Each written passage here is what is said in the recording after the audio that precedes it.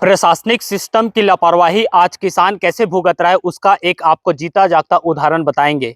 कैसे प्रशासनिक तंत्र के जो नोडल बनाए गए हैं या जिन्हें सत्यापन करने के लिए किसानों के घर घर जाकर के सत्यापन कराया जा रहा है, वो अधिकारी की लापरवाही से कैसे किसान आज भटक रहा है। न जाने उसका धान अब खरीदा जाएगा कि नहीं खरीदा जाएगा, ये तक भी अब पता नहीं। उसकी एक आपको ऐसी लापरवाही बताएंगे जहां सत्यापन करने के दौरान में ऐसी चूक कर दी गई और उसके बाद आज किसान भटक रहा है। आपको बताएंगे कि कैसे वो किसान आज भी दर दर की ठोकरें खा रहा है, लगातार समिति के चक्कर काट रहा है, लगातार सत्यापन करने वाले अधिकारियों के चक्कर काट रहा है, नोडल के चक्कर काट रहे हैं, लेकिन उनका धान नहीं खरीदा गया। नमस्कार, मेरा नाम योगेश कुरे और आप देख रहे हैं खबर निरीक्षण। अभी मैं सबसे पहले आप ये देख सकते हैं, मैं जिस समिति के में मौजूद हूँ, ये बरमकेला क्षेत्र के लूकापारा उपार्जन केंद्र है। यहाँ हम मौजूद है और यहाँ एक किसान है, पोरत का एक किसान है ललित नाम से।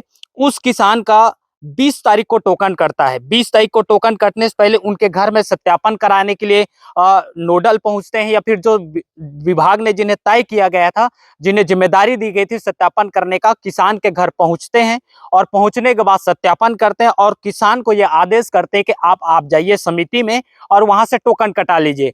अब किसान जो है समिति पहुंचता है, पहुंचने के बाद वो टोकन कटाता है। 20 तारीख को उसका टोकन करता है और 22 तारीख को उसका आवक होना रहता है 47 कुंटल के आसपास का बताया जा रहा है। अब उसके बाद से जब किसान 22 तारीख होता है, 22 तारीख को किसान ट्रैक्टर किराए करता है।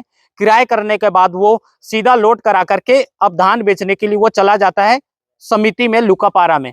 एक तरफ फिर किसान पहुंच गए समिति और वहीं दूसरी तरफ फिर जो पटवारी है, ये जो सत्यापन करने के लिए जिन्हें आदेश किया गया है, वो एक टीम पहुंचती फिर से पोरत गांव, और किसान यहां मौजूद है और सत्यापन वहां किससे कराया गया ये पता नहीं, लेकिन वहां पे किसान का धान कम पाएगा करके लिख दिया गया और आज तक वो किसान भटकता है। और आपको ये सीधी तस्वीर मैं बता रहा हूं, देख सकते हैं, ये वो किसान है जहां वो 22 तारीख को यहाँ पे ला के धान रखा है और देख सकते हैं ये मंडी पे मौजूद है, ये कहीं और नहीं। आपको ये चारों तरफ की तस्वीर एक बार दिखा दूं, ये कहाँ पे मौजूद है, ये मंडी पे मौजूद है। किसान ने बकायदा 22 तारीख को टोकन कटा था, वो लेके आ गए थे और यहाँ पे लाने के बाद एक पता चलता है कि इनका टोकन को निरस्त कर दिए गए, यानी कि इनके यहाँ धान नहीं पाए गए का कि ये सत्यापन को बना दिया गया और जांच टीम तैयार कर दी गई और उसके बाद से इसे रिजेक्ट कर दिया गया या क्या किया ये तो अब ऊपर वाले अधिकारी जाने। फिलहाल उसके बाद से किसान जो है वो पूरी तरीके से परेशान है और किसान हमारे बीच में मौजूद, ये सीधी तस्वीर आप देख सकते हैं। दादा क्या कुछ हुआ था, आप पूरा बताएंगे, कहाँ से हैं आप? मैं पोरोस पोरोस से है। मैं तो 2-3 बार यहीं से बहुत 3-4-5 बहुत भटका यहीं से। तो इन लोग बोले कि सत्यापन नहीं है, उनसे हम टोकन नहीं देंगे बोले। तो ठीक है बोला, पटवारी जाएगा सत्यापन किया उसके बाद हम टोकन देंगे बोले। तो ठीक है वो बोला मैं, और पटवारी गया, मेरा घर में धान भी था, मैं भी था, मेरे भी फोटो लिया और सत्यापन किया। और उसी समय मेरे को बोला कि आज जाइए टोकन ले लाना, मैं फोटो भेज दिया हूँ बोला। और उसी समय किसी के बाद दस्तखत कुछ नहीं किया है। मैं जो बोलना सत्य बोलता हूँ, मैं झूठ नहीं बोलता हूँ। ठीक है बोला मैं। फिर यहीं पर जब पहुंचा तो मेरे को वो उसका जो भेजे हुए फोटो देख के मेरे को टोकन दे दिए और 22 तारीख धान लाना बोले और मेरे को कुछ नहीं बोले इन लोग। तो मैं 22 तारीख, क्योंकि लेबर खोजेंगे, गाड़ी किराया खोजेंगे तब तो धान ले पाएंगे, और यहाँ सुबह से हमको लाइन लगना पड़ता है। तो भोर से मैं धान को यहीं ले लाया, यहाँ पिकअप में खड़ा कर दिया। और मैं तो सोसाइटी में हूँ और धान तो मैं घर से ले लाया हूँ। अब बाद में कितना समय पटोरे गया मेरे को जानू मालूम नहीं है। अब पटोरे जब घर गया तो पटोरे वहाँ लिख दिया कि 20 कट्टा धान है और नहीं है, कह के लिख दिया। और 2 जने को भी दस्तखत किया। दस्तखत जो जिन लोग किए हैं मैं उनके लोग पूछा, हम इसके खाने के लिए थोड़ा रखा है, उसे हम तो दस्तखत दें, उसका धान तो ले गया, उसे हम लोग बोले, उसे बोलते हैं हमको। और यहीं ले लाया तो इन लोग बोलते हैं कि 20 कट्टा धान पटोरे लिखा है, हम ज्यादा नहीं लूंगा बोलते हैं। सिर्फ 20 कट्टा लूंगा बोल रहे हैं 20 कट्टा लूंगा बोल रहे हैं और पूरा धान आप यहाँ लेके आ और गए? पूरा धान मैं यहाँ लेके आ गया हूँ। आप क्या बोल रहे हैं अब? अभी आप अधिकारियों के पास गए थे, कुछ कुछ बताएं समस्या क्या बोल रहे हैं? अधिकारी के पास तो उस दिन भेजे थे तो गया था वो सारंगढ़ एसडीएम? एसडीएम के पास गया था। तो एसडीएम बोला कि मैं ऑर्डर दे दिया हूँ, आप धान हमको आपका ले लूंगा, उसे बोला। फिर से टोकन कटा है आपका कि नहीं कट रहा है? और डबल टिकट नहीं, टोकन नहीं कट रहा है ना।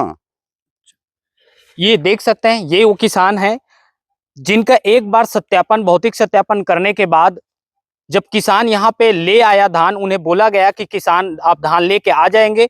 22 तारीख को लेके आ जाते हैं। आने के बाद फिर उसी 22 तारीख के दरमियान में एक और पटवारी जो है, ये नोडल है, जिनको भी ये जवाबदारी दिया गया, तो वो घर पहुंचते हैं और सीधा उनका खाने पीने के लिए जो धान रखा गया था अपने जीवन यापन के लिए 20 कट्टा, उसे मौजूदगी में लिख देते हैं कि 20 कट्टा ही इनके पास धान है।